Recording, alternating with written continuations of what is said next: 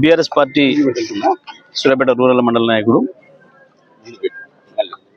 ఎల్కారం గ్రామ మాజీ సర్పంచ్ మౌనిక భర్త చింతలపాటి మధును కాంగ్రెస్ గుండాలు అతి కిరాతకంగా హత్య చేయడం జరిగింది. ఈ హత్యను తీవ్రంగా ఖండిస్తూ ఉన్నాం. తెలంగాణ రాష్ట్రం వచ్చిన 10 ఏళ్లలో బ్రహ్మాండంగా శాంతి భద్రతను అదుపు చేస్తున్నాం. మేము ఎక్కడికి వచ్చిన రాజకీయ తగాదాలు లేకుండా, రాజకీయ హత్యలు లేకుండా నిలవరించగలిగినాం. నల్గొండ జిల్లా ప్రత్యేకించి కక్షలకు కార్పణ్యాలకు నిలయమైన జిల్లా ఇది.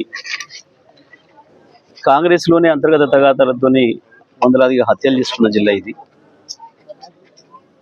ఎన్నికలు వస్తే ఎవరు ఉంటున్నారో ఎవరు పోతారో తెలియని దారుణమైన పరిస్థితులు ఉండేవి గతంలో. కానీ కేసీఆర్ గారి నాయకత్వంలో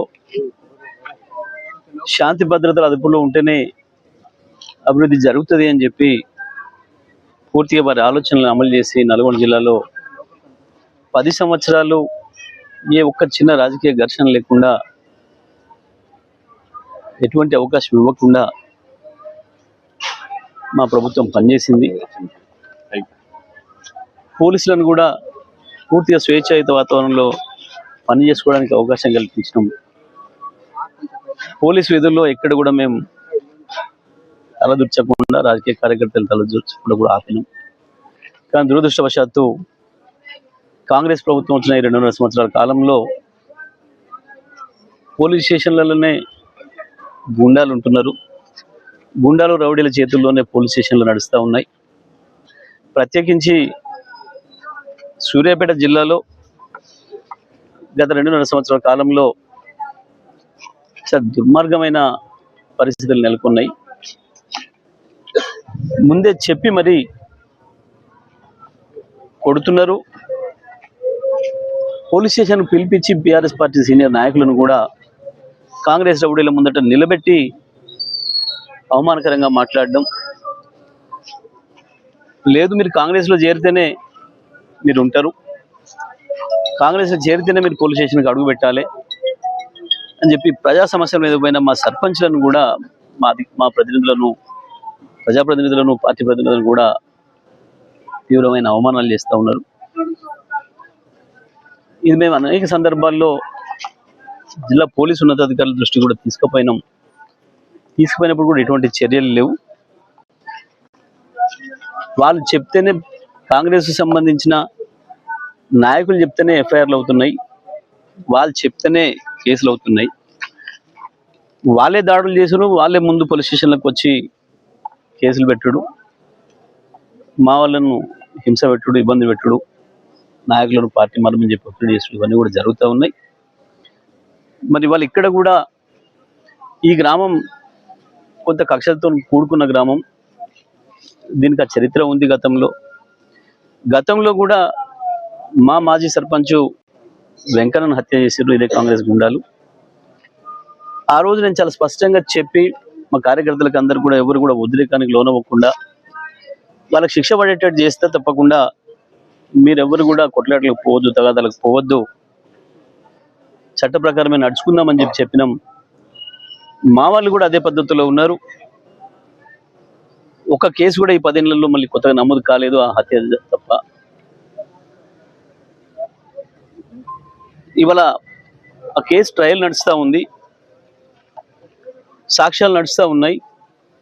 ఈ సందర్భంలో మధుతో పాటు మా ఇతర నాయకులను కూడా కాంగ్రెస్ గుండాలు భయపెట్టించడం ప్రారంభం చేసినారు. సాక్ష్యాలు చెప్తే మిమ్మల్ని అంత చూస్తామని చెప్పి. అయినప్పటికీ కూడా ధైర్యంగా వీళ్ళందరూ కూడా సాక్ష్యం చెప్పొచ్చిండ్రు. ఎంత దుర్మార్గంగా ఉంది ఈ ప్రభుత్వము అని అంటే, సడన్ గా పీపీ గారిని మార్చేసిండ్రు కేసును బలహీనం చేయడం కొరకు. పీపీని మార్చినప్పటికి కూడా మా వాళ్ళు, సాక్షులు కానీ, కుటుంబ సభ్యులు కానీ ధైర్యంగా ఎవరికి లొంగకుండా, ఎటువంటి బెదిరింపులకు లొంగకుండా సాక్ష్యాలు చెప్తూనే ఉన్నారు. ఇటువంటి పరిస్థితులలో మధు ప్రధానంగా నిలబడి ఉన్నాడు ఇక్కడ అని చెప్పి మధును హత్య చేయడం ద్వారా మిగతా సాక్షులు కూడా భయపెట్టియాలి, ఆ కేసులో నుంచి బయటపడాలన్న ఒక దుర్మార్గమైన ఆలోచనతోని హత్య చేసినట్టు కనబడతా ఉంది. దీంట్లో చాలా స్పష్టంగా పోలీసు వైఫల్యం కనబడతా ఉంది. దురదృష్టం ఏంటంటే ఈ చిన్న చిన్న అధికారులను వాళ్ళ పేరు చెప్పడం సరికాదు. నేను తప్పకుండా సందర్భం వచ్చినప్పుడు వాళ్ళపైన చర్య తీసుకుంటాం. కానీ మధును పిలిచి స్వయంగా ఆ స్టేషన్ సంబంధించిన ఎస్ఐ కూడా నువ్వు ఎగిరిపోతావు అని చెప్పి మాట్లాడిండట. నాకు 15 రోజుల క్రితం వచ్చినప్పుడే మధు చెప్పిండు, ఇట్లా నన్ను ఎస్ఐ గారు పిలిచి నువ్వు ఎగిరిపోతావు అని చెప్పి భయపెట్టిస్తున్నాడు నన్ను ఇట్లా అని చెప్పి. ఇప్పుడు నేను చెప్పిన ఎగిరిపోతావు అని తెలిసినప్పుడు ఆయనదే కదా బాధ్యత, ఎస్ఐదే కదా బాధ్యత, కాపాడాల్సిన బాధ్యత ఆయనదే కదా మరి అనే మాట కూడా చెప్పి నువ్వు జాగ్రత్తగా ఉండు, కలిసి ఉండండి, ఎక్కడికి వెళ్ళినా ఒంటరిగా వెళ్ళకండి, అవకాశం ఇవ్వకండి ఆ దుర్మార్గులకని కూడా ముందే హెచ్చరించడం. అయినప్పటికీ కూడా దురదృష్టం మధును ఏదో పంచాయతీ ఉంది మాట్లాడాలి రమ్మని చెప్పి నమ్మించి తీసుకుపోయి కిరాతకంగా హత్య చేసింది. ఈ హత్యకు తప్పకుండా ఇక్కడ కాంగ్రెస్ నాయకులు, తప్పకుండా పోలీస్ అధికారులు కూడా బాధ్యులు అవుతారు. కానీ ఒకటి మాత్రం నేను చాలా స్పష్టంగా చెప్పదలుచుకున్నా పోలీస్ అధికారులకి, ఇటువంటి క్రిమినల్ కేసులు 10 ఏళ్ల తర్వాతనైనా మళ్ళీ రీఓపెన్ చేసి బాధ్యులైన అందరి మీద కూడా కేసులు పెట్టి జైలులో పంపిన సందర్భాలు ఉన్నాయి. పోలీస్ అధికారుల మీద కూడా పక్కన కూడా చూస్తా ఉన్నాం. ఐజీ డీజీ స్థాయి అధికారులను కూడా పాత కేసులలో తప్పుడుగా ప్రవర్తిస్తే, చట్టానికి విరుద్ధంగా ప్రవర్తిస్తే, విచారణలో ఏమైనా నిందితులకు అనుకూలంగా ప్రవర్తిస్తే వాళ్ళపైన కూడా కేసులు పెట్టి జైలులో పంపిన సందర్భాన్ని చూసినాం. అది దృష్టిలో పెట్టుకొని విచారణ చేస్తారని భావిస్తున్నాను నేను. ఇప్పటికైనా పోలీస్ అధికారులు ఇక్కడ ఎక్కడ చిన్న అవకాశం ఇవ్వకుండా, ఎటువంటి అనుమానాలకు తావివ్వకుండా, నిజమైన నిందితులు ఎవరో వాళ్ళని పట్టుకొని వాళ్ళకి శిక్ష పడే పద్ధతుల్లో విచారణ కొనసాగాలని చెప్పి నేను కోరుకుంటున్నా. కానీ ఎప్పటికప్పుడు నేను మాత్రం నిమిషం ఈ కేసును చూస్తూనే ఉంటా. ఎక్కడ ఏ అధికారి తప్పు చేసినా మాకు అర్థమవుతుంది స్పష్టంగా. ఆ అధికారి మాత్రం తర్వాత తప్పించుకోలేడనే విషయాన్ని కూడా వాళ్ళు గుర్తుపెట్టుకుంటే మంచిది. పనిచేసేటప్పుడు నిందితులను రక్షించడానికి వెళ్ళి వీళ్ళు జైల్లో పడే పరిస్థితి మాత్రం తెచ్చుకోవద్దు.